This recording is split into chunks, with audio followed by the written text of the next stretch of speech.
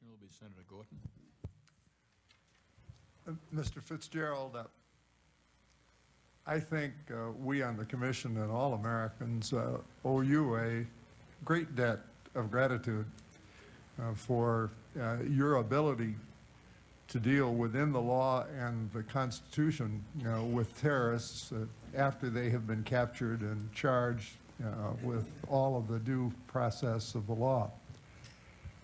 I'd like to add to that admiration, my admiration for the profound nature of your written statement here today, on motivations and on causes. It's one of the best written statements I've seen during the entire life of this commission.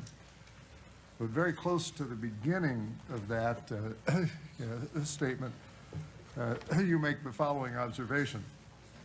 First and foremost, Al-Qaeda is driven by its ideology, which fundamentally opposes our way of life and our system of laws, with no room for negotiation or accommodation.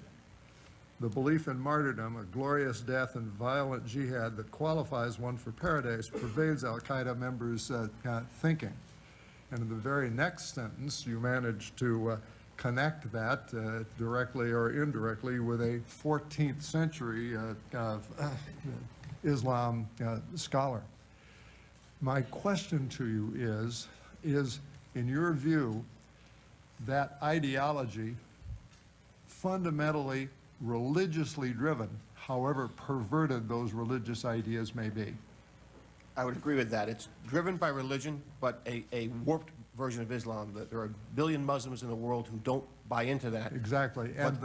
And then its view of history, of economy, of politics, all stems from that, what we could say, perverted religious point of view.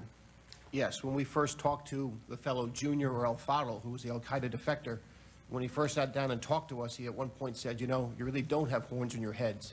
And that's what they've been brainwashed in the camps to think. They thought we were all evil, and they've been brainwashed into this ideology. So that's the mindset they're coming from.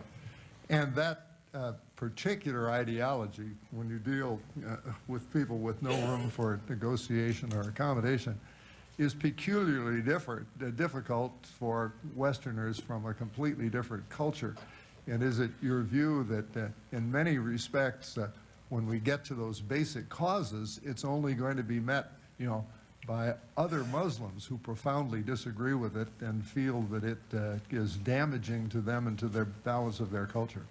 I think, as I think Commissioner Gorelick mentioned, we need to win the hearts and the minds of the other people so that they will stand up and call these people to account, that they will aid us in the fight against terrorism, and to the extent that we need to take a military action, that countries will allow us to use their countries as bases of support or not oppose us, because we need to win over the people to our side who are not in that extremist camp.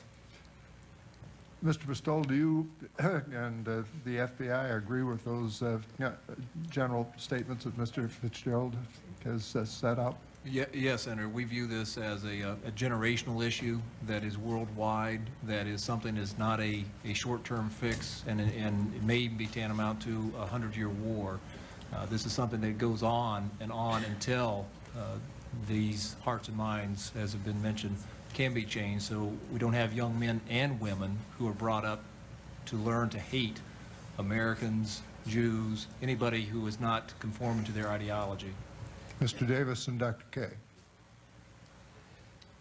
I definitely agree with that portrayal. I think there is really no accommodation with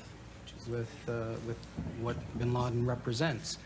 Even, you could go to the extreme of saying the United States were to eliminate its support for Israel, get out of the Middle East, and stop exporting all our goods and culture to that part of the world. And would that make a difference? Well, I don't know, but I just don't think there's any accommodation here. Thank you, Mr. Chairman.